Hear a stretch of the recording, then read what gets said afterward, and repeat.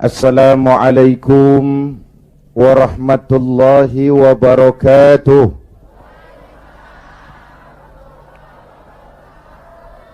Alhamdulillah, wassalatu wassalamu ala rasulillah Sayyidina Muhammad ibn Abdullah wa ala alihi wa sahbihi wa mawalah, amma ba'du. Para ulama yang saya muliakan, para pejabat baik sipil, TNI dan Polri, hadirin hadirat ma'asyiral muslimin yang berbahagia. Apa hubungan Islam dengan kemerdekaan? Pertama, Islam telah memberikan sugesti, dorongan, semangat, rangsangan kepada orang-orang tua kita dulu untuk bangkit berjuang melawan penjajah. Islamlah agama yang mengajarkan bahwa cinta tanah air bagian daripada iman. Betul? Hubbul watan minal iman. Mencintai Indonesia juga bagian daripada iman. Yang datang menjajah kebetulan kafir. Ini cikal bakalnya nih. Yang datang menjajah kebetulan kafir. Bertemulah cinta tanah air dengan semangat jihad yang diajarkan agama. Maka bangkitlah para ulama dengan jamaahnya, kiai dengan santrinya, bahu-membahu bersama tentara berjuang melawan penjajah Belanda. Pernah lihat gambar Imam Bonjol? Pernah? Pakai sorban. Pakai apa? Kalau pakai sorban pasti bukan pendeta Shaolin. Pernah lihat gambar Pangeran Diponegoro? Bukan cuma pakai sorban, pakai gamis.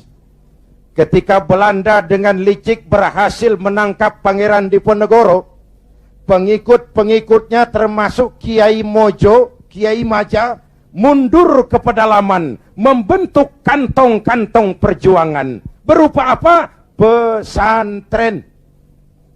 Pesantren selain sebagai tempat menimba ilmu, juga merupakan kantong perjuangan untuk melawan penjajah. Yang berjuang memerdekakan Indonesia selain tentara, ulama dengan jamaahnya, kiai dengan santrinya, pejuang-pejuang nasionalis beragama Islam. Tidak percaya sensus kubur pahlawan. Ibu bapak, saudara-saudara hadirin, malahan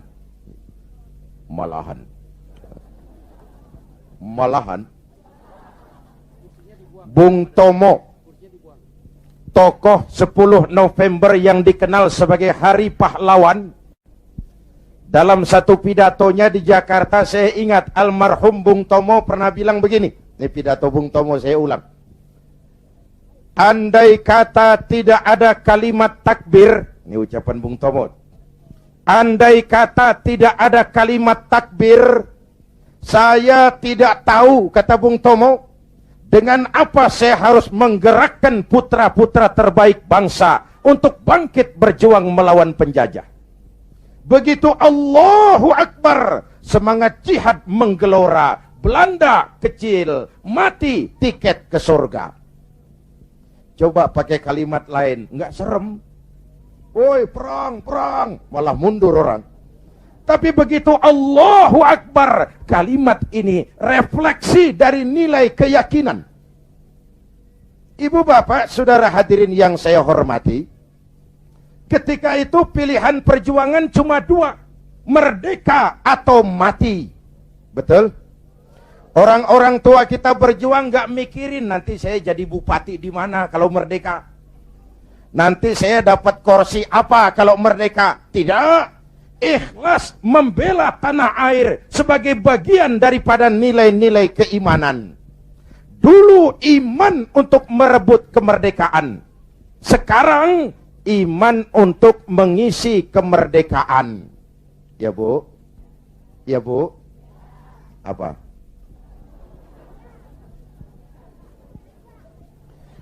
Kalau sekarang kita mensyukuri kemerdekaan, jangan pernah lupa kemerdekaan yang kita nikmati ini ditegakkan di atas keringat, air mata, darah, dan nyawa orang-orang tua kita yang mereka tidak sempat menikmati kemerdekaan negara ini.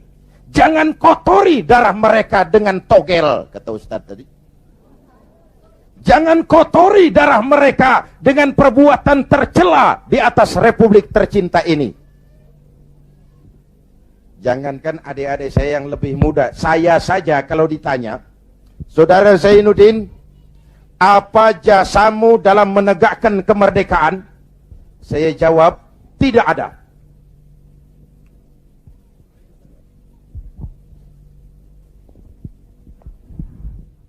Ngomong apa saya barusan? Kalau saya ditanya, Saudara Zainuddin, apa jasamu dalam menegakkan kemerdekaan? Saya jawab, tidak ada. Kenapa? Karena tahun 45 saya belum keluar. Itu saya. Tapi saya harus tahu diri dong. Kalau sekarang saya bisa minum air kelapa, itu karena orang-orang tua saya sudah nanam pohon kelapa. Betul? Nih adik-adik kecil nih, pernah minum air kelapa enggak? Pernah nanam pohon kelapa? Enggak pernah. Kalau sekarang kita menikmati indahnya merdeka, jangan pernah lupa. Kemerdekaan ini bukan hadiah Belanda, bukan kado Jepang, tidak turun dari langit laksana turunnya embun di waktu malam. Kemerdekaan tidak muncul hanya dengan simsalabim abragadabra. Kemerdekaan ini keringat, air mata, darah, dan nyawa orang-orang tua kita. Ya Bu, ya Pak, syukuri dengan tahlilan kepada arwah para pahlawan. Agustusan ngiping sampai subuh. Tuh arwah para pahlawan gile, roh gua dijogetin.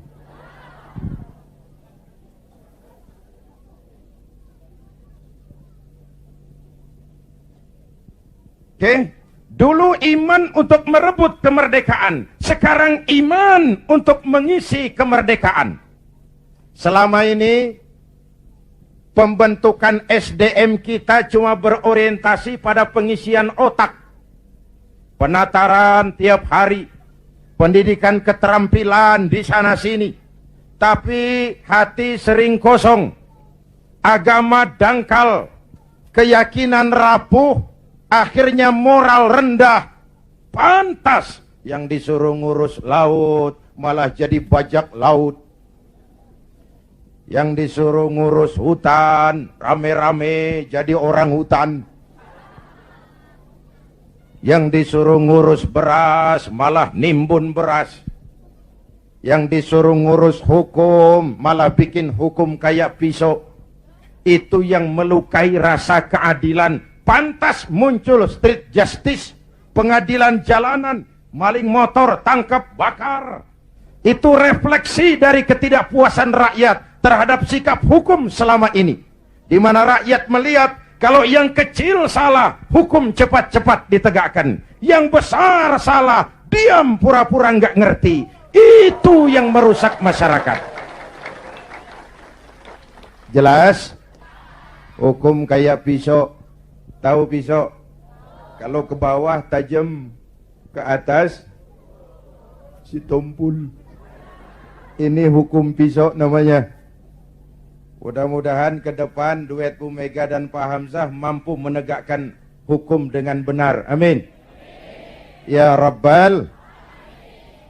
Berangkat dari pengalaman itulah kita harus mulai kembali kepada penataan nilai keimanan. Itu sebabnya Muslim begitu beral lahir ke alam dunia udah disambut azan. Benar Bu? Kenapa? Bayi itu kaset kosong. Kalau dipakai merekam, daya rekamnya kuat. Kita yang udah berumur nih, ibarat kaset, kebanyakan rekaman udah. Nggak kusut juga lumayan. Ngapalin udah berat. kaset kusut. Bayi kaset kosong. Begitu brol hadir ke alam dunia, rekaman pertama yang menyentuh telinganya lafzul jalalah. Allahu Akbar, Allahu Akbar. Rekaman pertama. Belum sempat dia dengar Ricky Martin. Belum sempat dia dengar Westlife.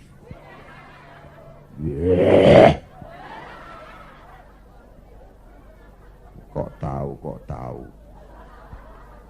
Ya tahu, gue kan Ustadz Gaul.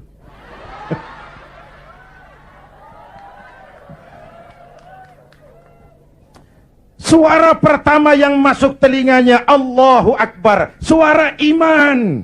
Ya Bu, itu artinya apa? Pesan pertama orang tua, nak, kamu nanti boleh jadi tentara, tapi tentara beriman. Kamu boleh jadi polisi, asal polisi beriman. Jadi pejabat, pejabat beriman. Jadi pedagang, pedagang beriman.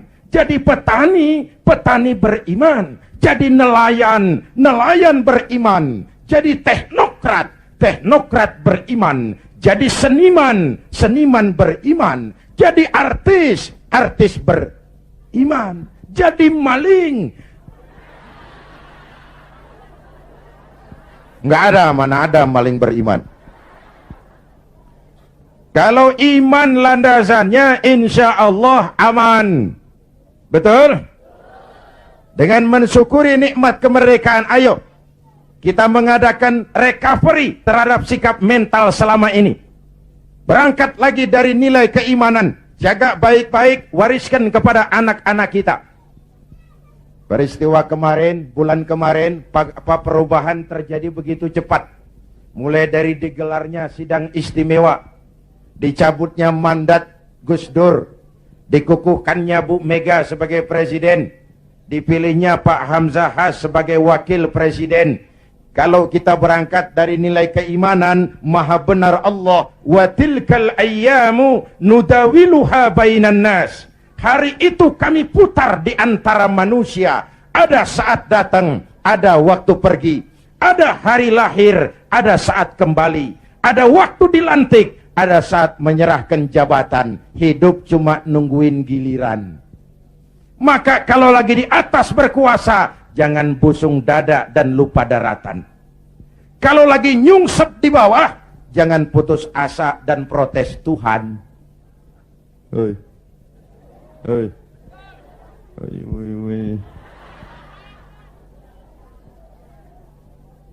Ayo tetap husnuzon, baik sangka kepada Allah. Hidup cuma nunggu giliran. Jabatan bukan lagi kekuasaan dan fasilitas. Jabatan sekarang kerja bakti, peras keringat, banting tulang, negara lagi sakit, ekonomi terpuruk, keutuhan bangsa dalam ujian, dan rakyat menunggu perubahan. Betul? Betul?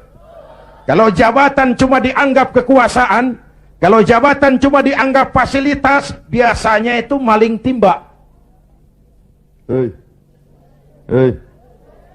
Ini jabatan titipan, harta titipan, ilmu titipan. Namanya titipan kan sebentar.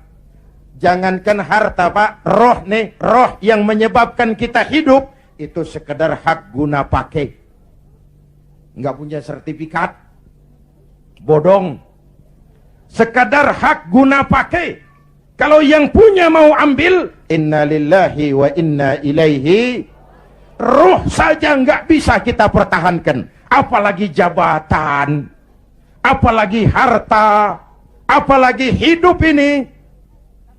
Hadirin yang saya hormati, hidup cuma nunggu giliran. Jelas? Jelas? Satu, hubungan Islam dan kemerdekaan. Yang kedua, iya saya cuma ngelihat jam. Reseh amat sih itu. Udah dengerin aja dah.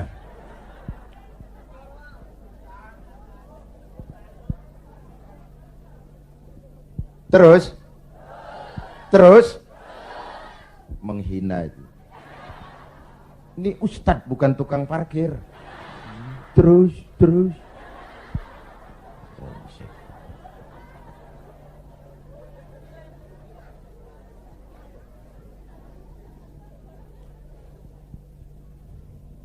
Yang kedua, setelah merdeka, kita mulai menata negeri ini, membentuk wawasan Nusantara dari Sabang sampai Merauke. Indonesia kita yang begini majemuk, begini beragam, disatukan oleh cita-cita membangun Indonesia ke depan.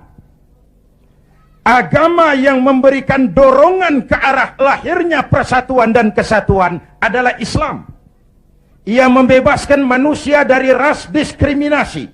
Dari mana ke orang datang, apa ke warna kulitnya, dari suku apa ke ia dilahirkan, kalau akidahnya sama, itu kan saudara kita. Benar? Benar? Semalam saya cerita nih, saya mau cerita, mau dengar nggak? Saya punya teman, Pak.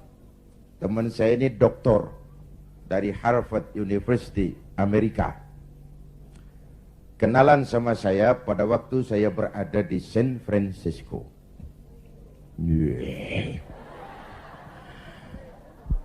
San Francisco tahu Bu kan? Tahu ya? Itu dari Tambun ke kanan. Tahu.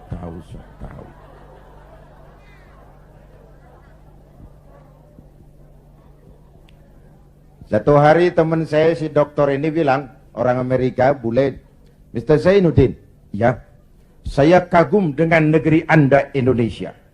Giliran saya kaget. Ada dokter dari Harvard. Harvard itu perguruan paling bergengsi di Amerika. Dia menyatakan kagum dengan Indonesia. Saya kaget. Loh, emangnya kamu sudah belajar tentang Indonesia ya? Sudah. Kenapa? You kagum dengan Indonesia, kenapa saya bilang? Indonesia negara Anda, Mr. Zainuddin. Negara Anda besar. Dalam rangka mensyukuri kemerdekaan, kita bangga dulu jadi anak bangsa. Negara kita besar enggak? Masya Allah, Masya Allah. Republik Indonesia kita ini 17.000 pulau. 17.000 pulau. Allahu Akbar. Itu belum termasuk Pulau Gadung dan Pulau Gebang. Tambah 2 kalau itu masuk.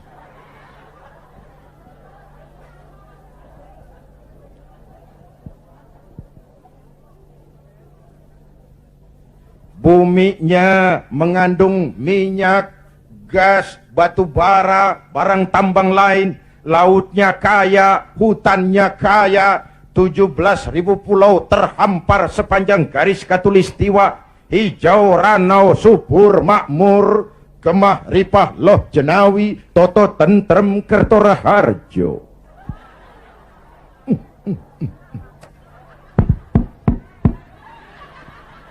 Negara besar.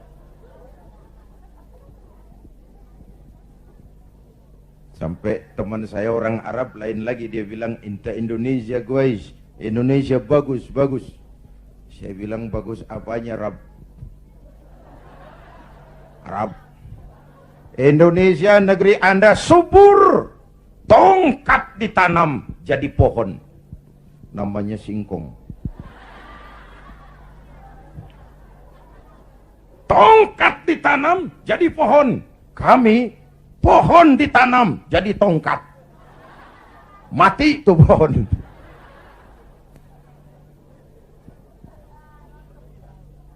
Negara besar. Terus apalagi yang kamu heran? Penduduk negeri Anda banyak.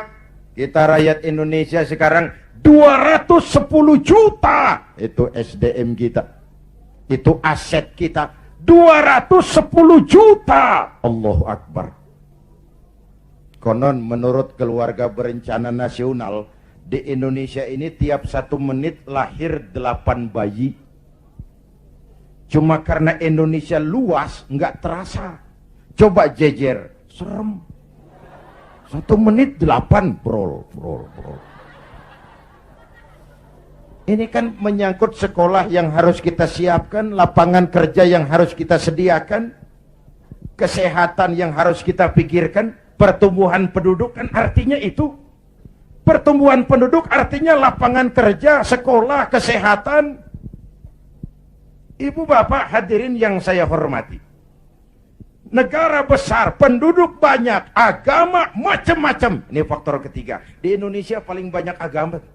Selain Islam, ada Kristen, ada Hindu, ada Buddha, ada Shinto, ada agama Majusi, pengikut Zoroaster, ada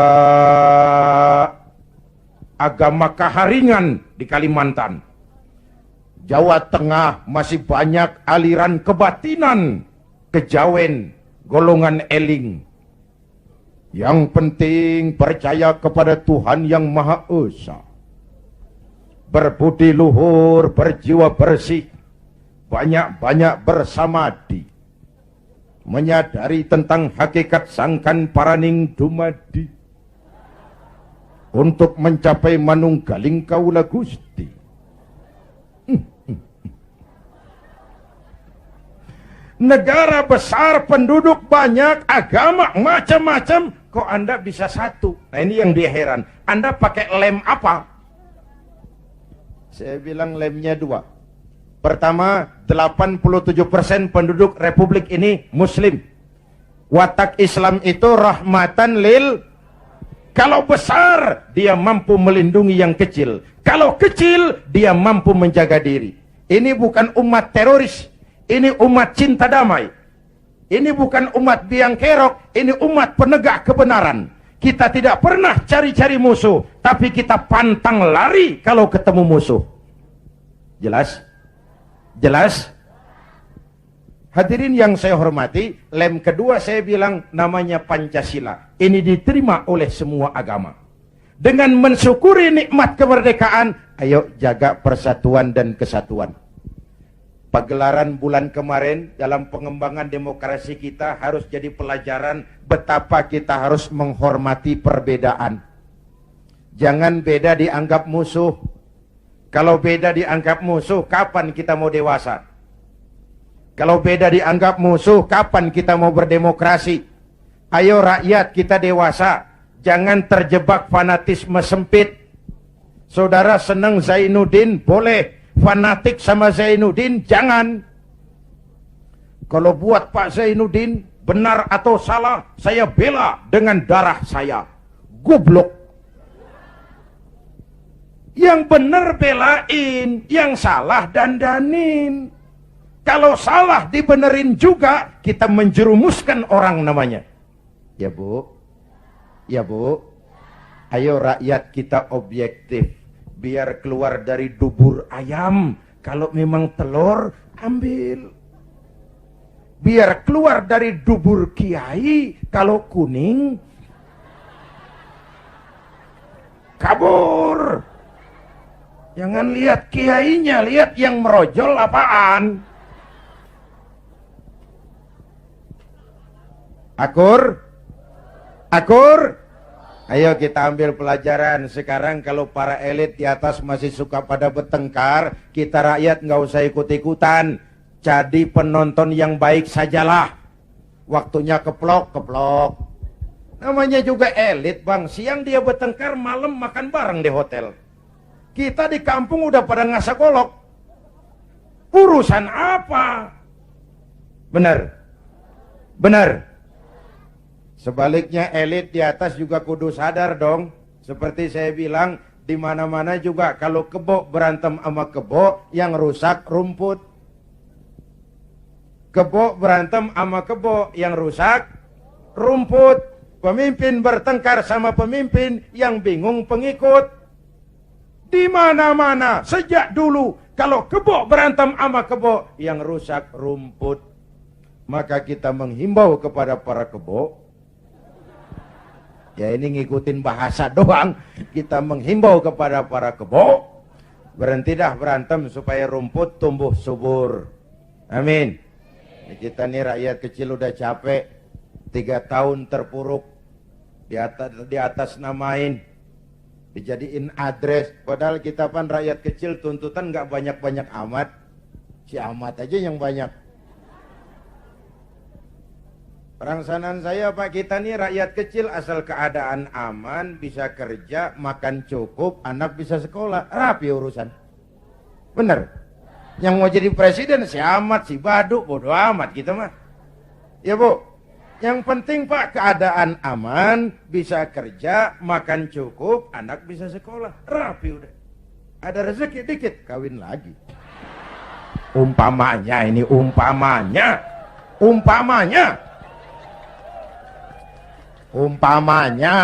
Saya bukan ngasih tahu, ngajarin.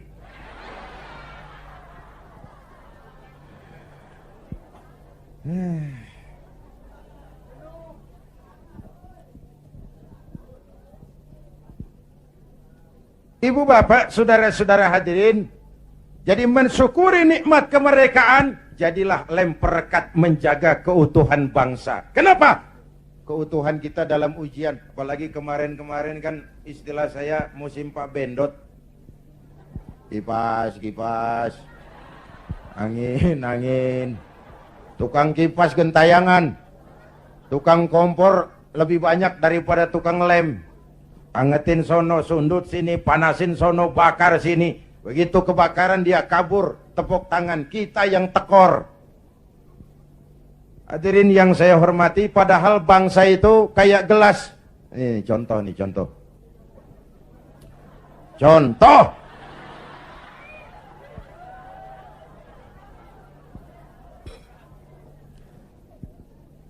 Bukan mau minum, contoh.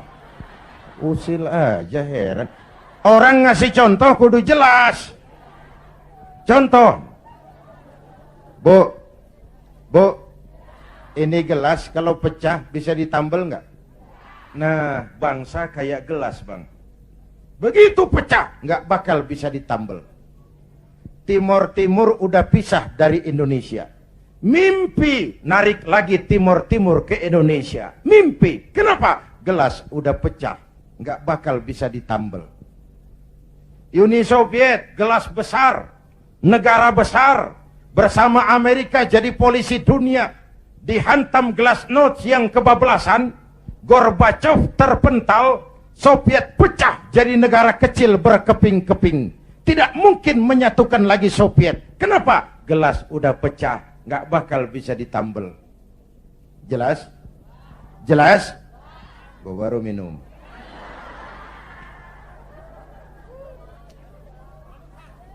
Ya bagaimana aja orang nyari akal lah. Usil banget, gue heran. Iya kalau datang minum kan gue malu amat. Mau minum aja pakai kelilingan dulu. Ayo, jangan biarkan Indonesia kita jadi gelas pecah. Jaga semangat kebersamaan.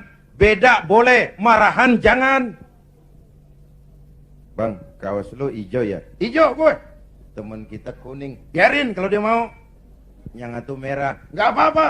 Yang lain biru. Boleh. Lu lewat sono, gue lewat sini, yang satu lewat situ. Ntar kita ketemu di sono.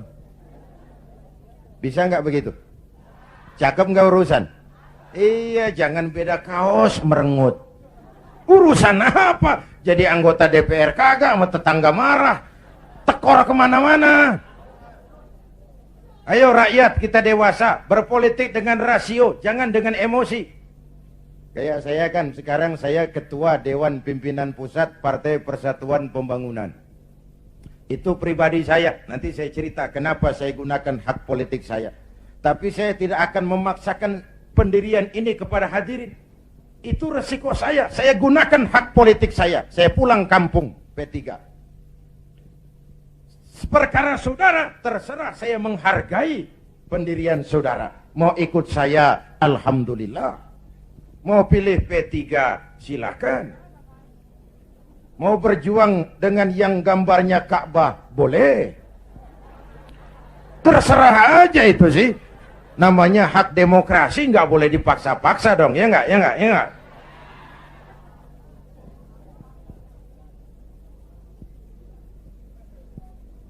Jangan perbedaan dianggap permusuhan. Kerdil kita kalau beda dikit dianggap musuh. Udah capek kita bangsa ini terkontaminasi oleh dendam sejarah. Di zaman Bung Karno, yang tidak sesuai dengan Bung Karno dicap kontra revolusi. Lalu Bung Karno jatuh, muncul Orde Baru. Bung Karno dianggap Orde Lama. Di zaman Orde Baru, yang tidak sesuai dengan Pak Harto, dianggap Orde Lama. Lalu Pak Harto jatuh, muncul lagi reformasi. Di zaman reformasi, yang tidak sesuai dengan keinginan kita, segera diacap Orde Baru. Kapan mau selesai? Kalau naik ini, bantai itu, naik itu, sikat ini, terkontaminasi oleh politik balas dendam. Tidak akan selesai urusan bangsa. Jelas? Jelas? Ayo kita rukun yuk. Kita kompak yuk. Kita bersatu yuk. Kita pulang yuk.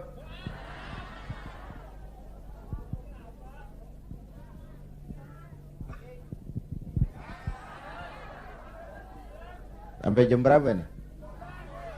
Jam 2. Jam 2. Lu ngundang apa ngontrak lu? Enak aja jam 2, jam 2.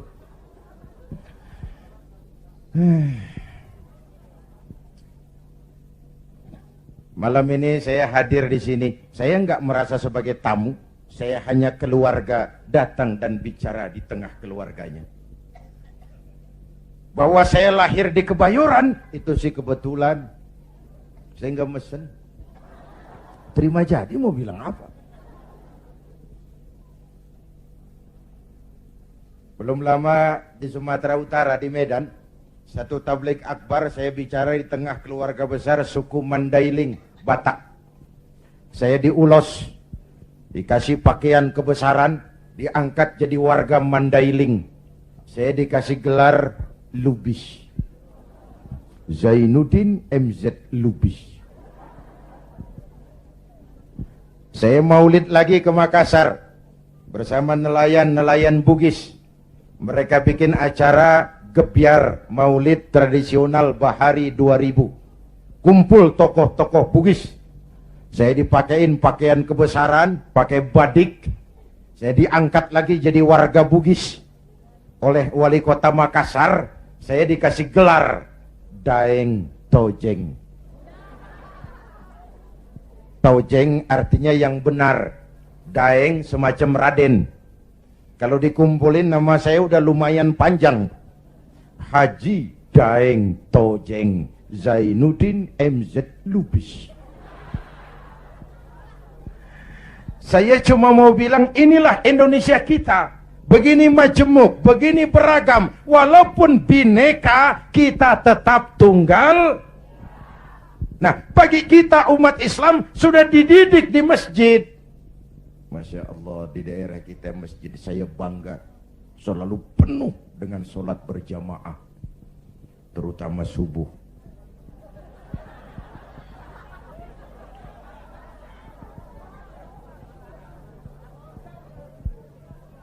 Saya tahu saya subuh sering lewat sini. Kalau udah subuh penuh sampai keluar, nggak ada yang masuk.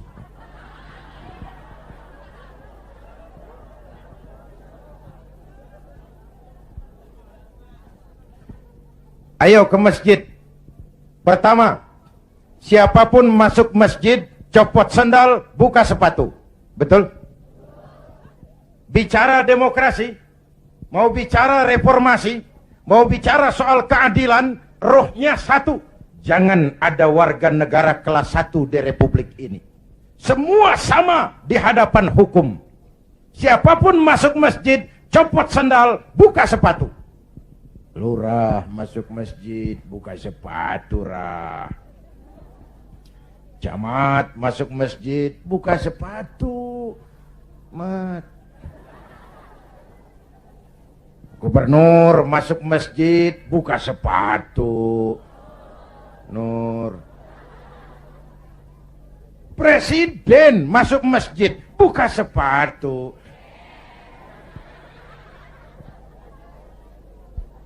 Jangan ada warga negara kelas 1 di Republik ini. Ini cikal bakal demokrasi, reformasi, dan keadilan. Negara rusak kalau sudah banyak warga negara kelas 1.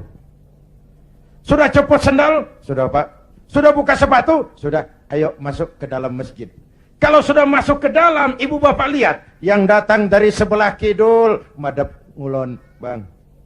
Yang datang dari sebelah timur, madep ngulon, bang. Yang datang dari utara, madep ngulon, bang.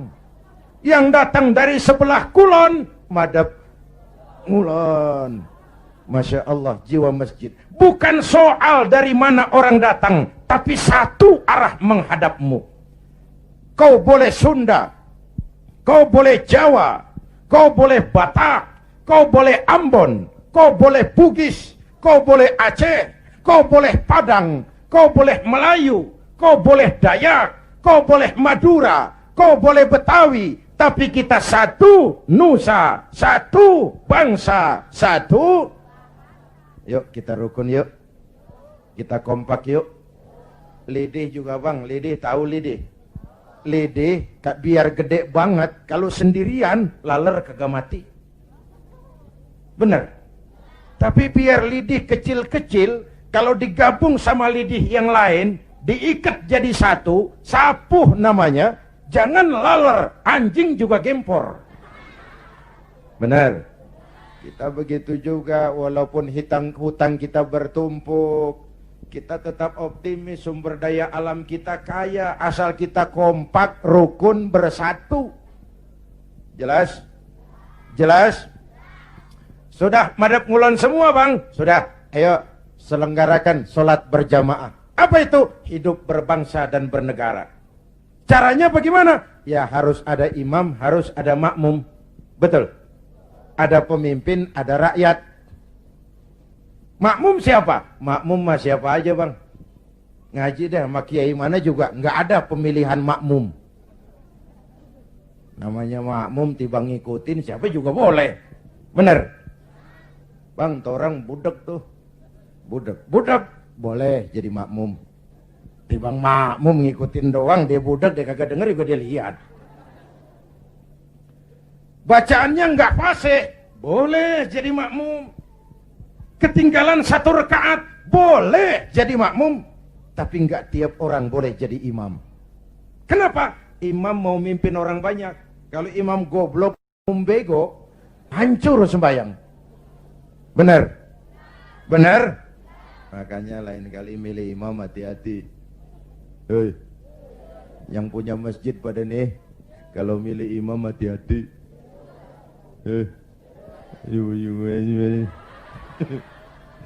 Saya pesan yang pada punya masjid, kalau milih imam hati-hati.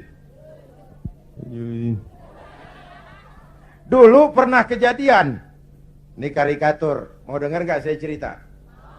Dulu, tahun 1, di kampung saya ada 3 orang goblok. Goblok tahu goblok bu? Bego. Bego tahu bego? Minum es ditiup.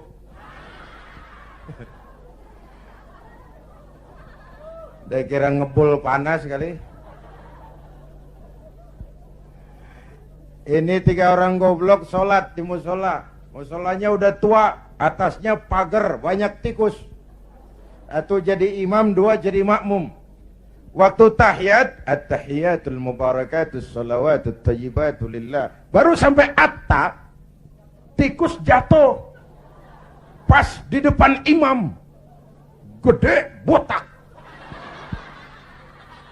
Profesor tikus. Imam lantaran kaget mau at-tahiyatul atta, tikus jatuh. Rusak enggak sholatnya? Batal enggak? Kalimataini mutatabi'aini, 2 kalimat berturut-turut batal sholat. Temennya yang jadi makmum maksudnya mau negor pak. Bagus maksudnya mau negor. Tapi karena goblok, nggak ngerti konstitusi, nggak ngerti mekanisme, bagaimana cara negor imam, nyolek. Lagi sembahyang nggak boleh ngomong gitu. Sudah berapa yang batal? 2. Yang 1 kan mestinya selamat. Nyaut. Untung gue diem aja. Yang ngobrol bertiga.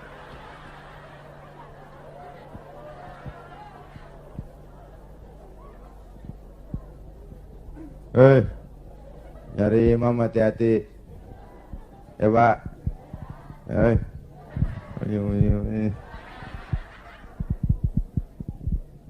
Itu sebabnya kalau sudah ada imam yang diajarin imam dulu. Pesan Nabi apa? Idza amma ahadukumun nas falyukhaffif.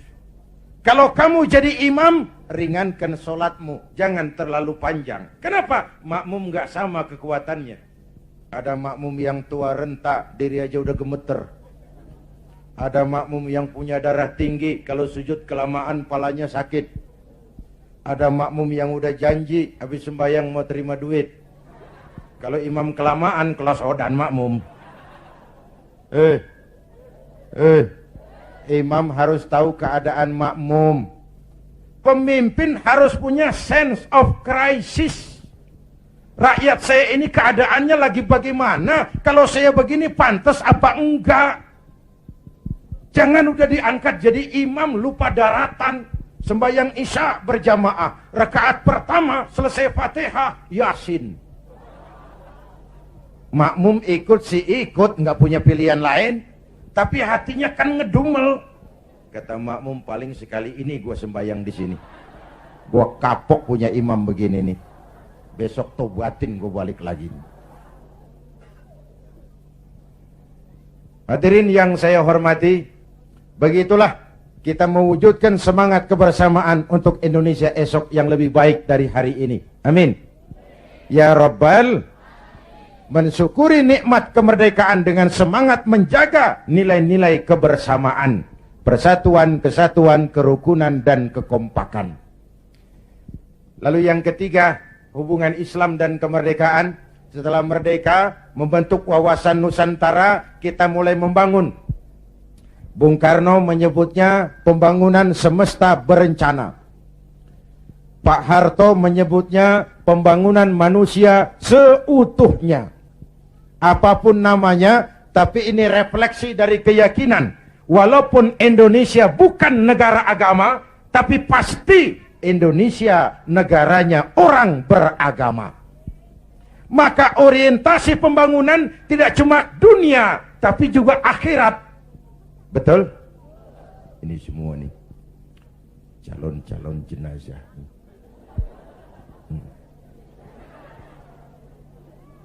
Tadi di awal saya bilang hidup cuma nunggu giliran, akhirnya giliran mati. Betul?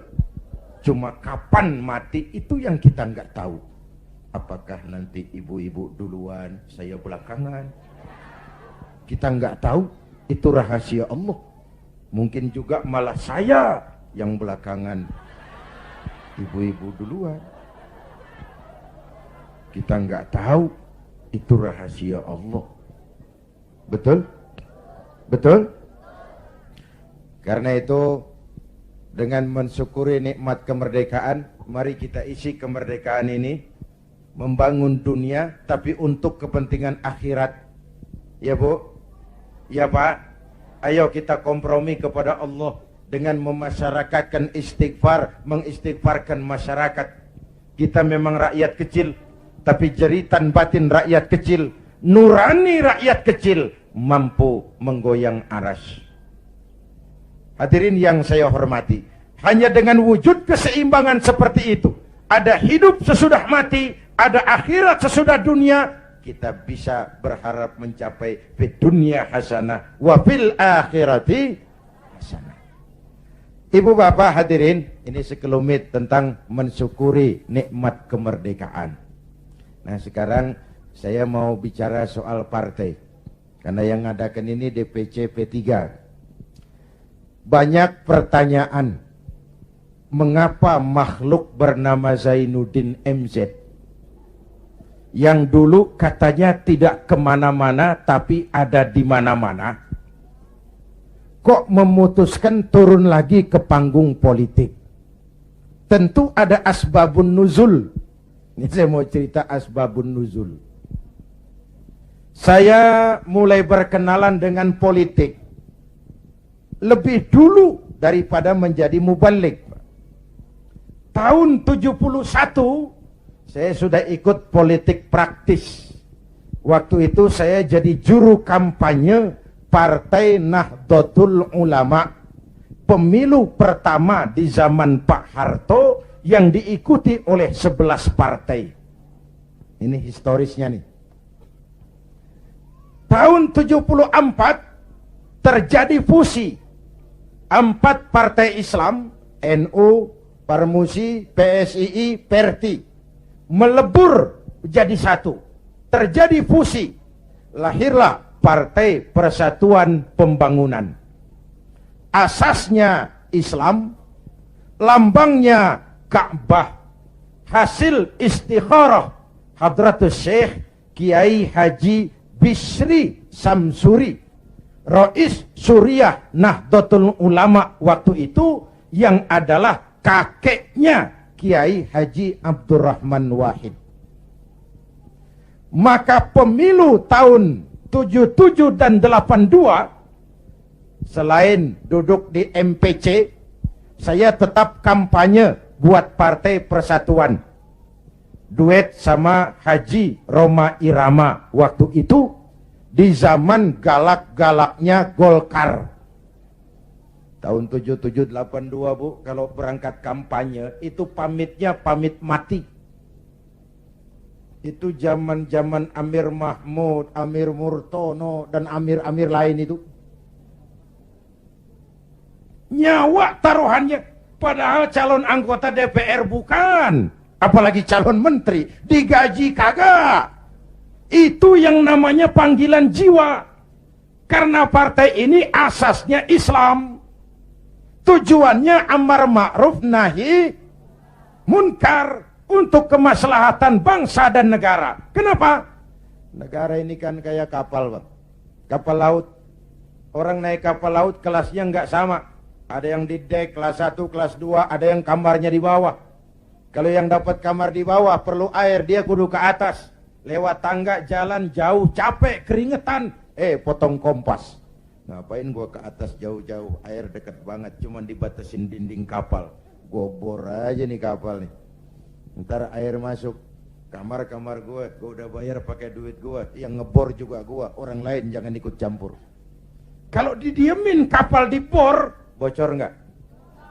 Mula-mula sedikit, makin lama makin banyak, makin sulit dikendalikan. Akhirnya kapal miring, tenggelam. Kalau kapal tenggelam, yang mati yang ngebor doang. Seluruh penumpang kapal ikut tenggelam karena satu ngebor. Negara kayak kapal, korupsi, KKN, maksiat, munkarot, kebatilan, kezoliman, ketidakadilan, itu ngebor kapal, bocorin kapal. Di masyarakat juga begitu. Kadang-kadang temen ditegur ngotot, biarin aja, yang mabok gue, yang beli minuman gue mabok di rumah gue, kenapa lu pusing? Yang judi gue, pakai duit gue, kenapa lu pusing? Yang zina gue, kenapa lo ribut? Iya, yang judi lo, yang mabok lo, yang zina lo. Tapi judi, mabok, zina, maksiat, Mas. Kalau ini negeri kebanyakan maksiatnya, Allah marah, turun gempa bumi. Yang mampus bukan elu doang, monyong.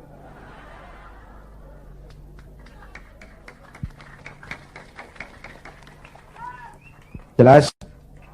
Jelas? Iya, kalau kita makan nangka kena getah sih resiko. Enggak makan nangka kena getah, sial namanya. Jelas? Jelas? Nah, singkat cerita, lalu tahun 83, 84 diundangkan asas tunggal Pancasila. Golkar makin tirani, makin otoriter. Tidak boleh lagi ada ormas dan parpol yang asasnya Islam. Kalau tidak mau terima asas tunggal, bubar. Maka dengan berat hati waktu itu, P3 menerima asas tunggal Pancasila daripada dibubarin. Lambangnya berubah jadi bintang. Betul? Masih ingat? Saya protes waktu itu kepada guru saya, Hadratul Mukarram Kiai Haji Dr. Idham Khalid. Ini nanti soal silsilah, Pak. Beliau salah seorang pendiri P3, termasuk presiden pertama Partai Persatuan. Pak, kenapa diterima asas tunggal Pancasila? Kita harus melepas asas Islam, kan rugi. Beliau senyum, apa kata beliau? Zainuddin, ibarat warung, kita sekarang nggak boleh dagang nasi uduk. Biarin aja dagang pisang goreng dulu. Sebab kalau kita dagang nasi uduk juga, warung digusur. Biarlah dagang pisang goreng dulu, yang penting masih punya warung. Nanti kalau keadaan aman, kita dagang lagi nasi uduk. Ya, Masya Allah, orang tua bijaksana. Tapi saya sudah kadang frustasi. Apa artinya lagi berpolitik kalau asasnya tidak Islam? Maka sejak tahun 84, saya mengundurkan diri dari panggung politik. Saya konsentrasi penuh kepada dunia dakwah. Ketika itulah lahir prinsip, saya tidak kemana-mana, tapi saya ada di mana-mana. Itulah politik dakwah. Itu politik dakwah. Kenapa? Waktu itu Golkar kejam, Pak. Tidak boleh ada bunga indah tumbuh di luar istana. Tidak boleh ada bunga indah tumbuh di luar istana. Maka saya harus ngatur strategi supaya saya bisa dakwah ke sana dan kemari.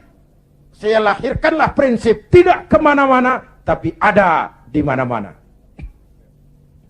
97, ini cerita singkat.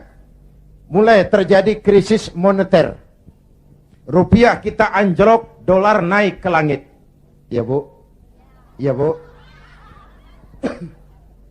Dari 2.500 dolar sampai 17.200, bagaimana nggak kolab?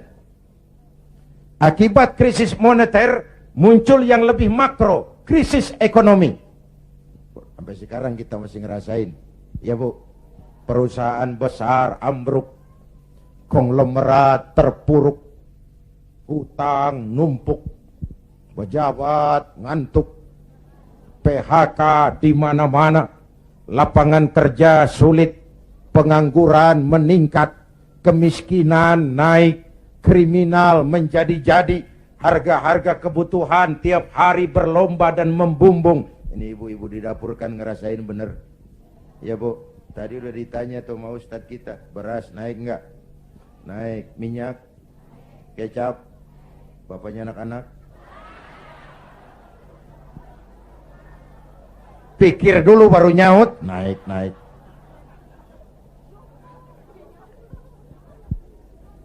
Biaya hidup makin tinggi, beban hidup makin berat. Masya Allah, di Jakarta Bang sekarang kencing aja gope.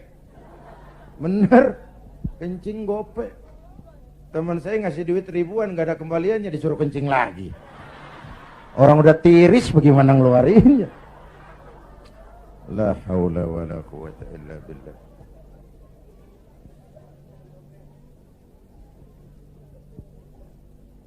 Akibat krisis ekonomi muncul yang lebih mengerikan, krisis kepercayaan. 97. Reformasi bergulir, mahasiswa turun ke jalan, Pak Harto lengser. Ini turunnya Pak Harto, Pak Bu, saya punya dua catatan penting. Pertama, betapa besar arti kepercayaan. Ini kan PDIP sama P3 lagi dapat kepercayaan. Jadi orang nomor 1 dan nomor 2 di Indonesia. Nyari kepercayaan berat, menjaga kepercayaan lebih berat.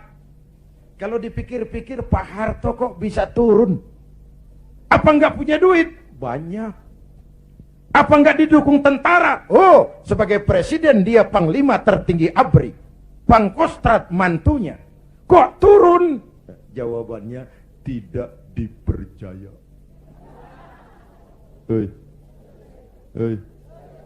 Tidak dipercaya. Nih pelajaran nih. Nggak punya duit bisa minjam, nggak punya beras bisa minta, nggak dipercaya turun. Betul? Luar biasa kepercayaan itu. Ibu-ibu dari sore mau duduk besini, nggak minum, nggak makan, kan karena percaya sama saya. Bener? Entah lo nggak percaya, gue bacok. Bener Bu, kepercayaan penting. Orang kayak Saddam Hussein, orang kayak Muammar Gaddafi, orang kayak Fidel Castro, secara ekonomi diembargo habis-habisan oleh Amerika, dikucilkan dari pergaulan internasional. Tapi Saddam tetap mimpin Irak, Gaddafi tetap mimpin Libya, Castro tetap mimpin Kuba. Kok bisa rakyat percaya sama pemimpinnya? Hei, hei, rakyat percaya. Rakyat percaya. Ya Bu? Ya Pak? Kalau nggak dipercaya udah berapa dah? Ini. Itu catatan pertama. Catatan kedua, dengan segala kelebihan dan kekurangannya, Pak Harto masih menjaga keutuhan bangsa. Ya udah, kalau nggak dipercaya saya turun. Nggak usah sidang istimewa, ongkosnya mahal. Pak Harto juga nggak nakut-nakutin rakyat. Ntar kalau saya turun Jawa Tengah merdeka. Enggak. Pak Harto juga nggak ngumpulin pendukung. Kalau mau masih banyak pendukungnya. Tapi keutuhan bangsa lebih penting daripada kepentingan pribadi. Itu sosok negarawan. Jelas? Turun Pak Harto, naik Pak Habibie. Habibie ini menurut saya the right man in the wrong time. Pemimpin yang baik tapi muncul pada waktu yang salah. Kenapa? Pak Habibie berhasil menekan dolar dari 17.000 ke 6.000. Itu prestasi ekonomi. Orangnya demokrat. Kalau dihujat senyum. Dia masuk gedung DPR. Dia senyum. Waktu laporan pertanggungan jawabnya ditolak oleh DPR dengan suara beda cuman puluhan, apa komentarnya? Sambil senyum dia bilang, it's over. Kalau laporan saya ditolak, selesailah saya sampai di sini. Dia tidak maju lagi sebagai calon presiden, padahal masih punya hak mencalonkan diri. Kenapa? Itu namanya tahu diri. Kalau orang udah kagak demen, udah. Muka badak.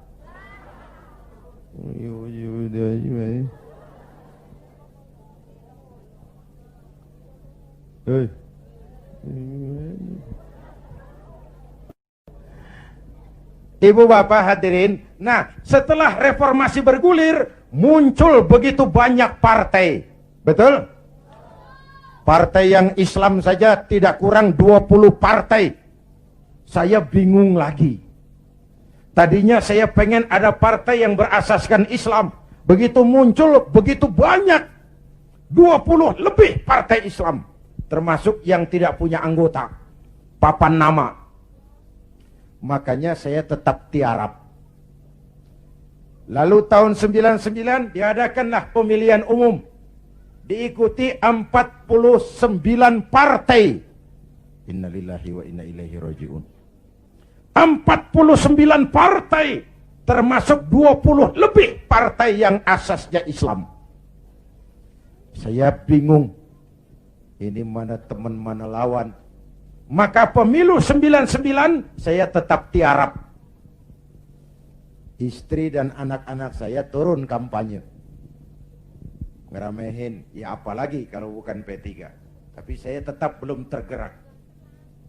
Selesai pemilu, terbentuklah MPR dan DPR. Kemenangan rankingnya PDIP juara 1, Golkar juara 2, P3 juara 3, disusul PAN dan PKB. Menjelang sidang umum itulah saya kepada sekretaris minta dihubungkan untuk bicara dengan Pak Hamzah Has. Tolong, saya mau bicara sama Pak Hamzah. Bicara lewat telepon. Akhirnya kata Pak Hamzah, begini sajalah, kalau Kiai mau ketemu saya, jangan Kiai ke rumah saya, biar saja saya saja yang ke rumah Kiai. Maka Pak Hamzah Has pun datang ke rumah saya. Belum wapres waktu itu Pak. 3 kali pertemuan di rumah saya bilang, Pak Hamzah, saya ini merasa berdosa. Kenapa partai Islam kok cuma juara ketiga? Kenapa partai Islam tidak diminati oleh orang Islam sendiri? Analisisnya macam-macam. Mungkin ada yang tidak mengerti kalau agama dan politik tidak terpisah. Mungkin ada yang berpaham sekuler, Islam yes, partai Islam no. Mungkin juga karena kita tidak bisa menjual program-program kepada rakyat yang menyentuh kehidupan rakyat. Saya memutuskan saya mau pulang kampung, Pak. Wah, Pak Hamzah, alhamdulillah saya bersyukur, inilah permohonan saya kepada Allah selama ini. Tapi saya bilang tolong jangan diumumkan, Pak. Ini mau sidang istimewa, sidang umum. Nanti dikira saya mau cari popularitas, dikira saya mau cari jabatan. Tidak, saya jadi apa itu tidak penting. Yang penting saya bisa ikut membesarkan partai yang berasaskan Islam. Itu saja niat saya. Hadirin yang saya hormati, kemudian saya diangkat jadi ketua Majelis Pertimbangan Lajnah Syura Ulama'il Ka'bah. Lalu ketika Rakernas, lahirlah rekomendasi saya ditempatkan sebagai salah seorang ketua Dewan Pimpinan Pusat Partai Persatuan Pembangunan. Jadi saya bilang selama ini saya dakwah, ya ayyuhalladzina amanu dkhulu fis-silmi kafah. Hai orang-orang beriman, masuklah ke dalam Islam secara utuh. Jangan masuk Islam separuh-separuh. Kalau Islam katamu, Islamlah cara kau berdagang, Islamlah cara kau bertetangga, Islamlah cara kau berumah tangga, Islam jugalah cara kau berpolitik. Jangan masuk Islam separuh-separuh. Ya Bu, ya Bu, Bu, jawab yang jujur. Kalau masuk separuh-separuh enak enggak? Tuh kan ngeres aja kan pikiran. Tetapi saya tetap pada orbit saya. Saya tidak akan meninggalkan tugas dakwah. Dan saya bersyukur, sekalipun saya terjun kembali ke dunia politik, dakwah saya tetap berlangsung. Undangan gak kurang, malah makin sibuk ngatur. Saya bersyukur, ya Allah, kalau begitu mudah-mudahan umat bisa menerima saya pulang kampung. Dan kalau sekarang P3 pada kabinet ini mampu meraih wakil presiden, kenapa tidak pemilu tahun 2004 kita raih kursi presiden? Asal konstitusi, kan sah saja orang punya cita-cita toh. Nah sekarang partai gurem yang kagak dapat suara aja pada minta kursi menteri. Ini tukang kursi lagi laris nih. Partai gurem yang kagak dapat pemilih pakai minta kursi juga, emang urusan apa? Kursi laku banget. Dianggap kapling pembagian rezeki. Innalillahi. Ini kerja bakti. Peras keringat, cuci piring. Negara lagi bangkrut. Indonesia lagi sakit. Ibu Pertiwi meratap berlinang air mata. Kalau cuma pada mau cari rezeki, maling tembak lagi tuh. Negara makin terpuruk. Ibu bapak hadirin yang saya hormati, karena itu kita doakan Bu Mega dan Pak Hamzah mampu melaksanakan amanat rakyat. Amin. Ya Rabbal Alamin. Dan kita semua rakyat tetap menjaga kebersamaan, persatuan, kerukunan, dan kekompakan. Perbedaan jangan dianggap permusuhan. Justru ciri demokrasi, kemampuan memanage konflik, bukan menghilangkan konflik, tapi memanage konflik menjadi kekuatan untuk membangun ke depan. Hadirin, inilah sekelumit yang dapat saya sampaikan malam ini. Mudah-mudahan baik mensyukuri kemerdekaan maupun kehadiran saya di partai menjadi jelas adanya. Bukan karena target pribadi, tapi karena inginan memberikan kontribusi yang lebih real kepada umat, bangsa, dan negara tercinta ini. Terima kasih atas segala perhatian. Mohon maaf atas segala kekurangan. Jumpa lagi di lain kesempatan. Usikum wa nafsi bitaqwallah. Wassalamualaikum warahmatullahi wabarakatuh.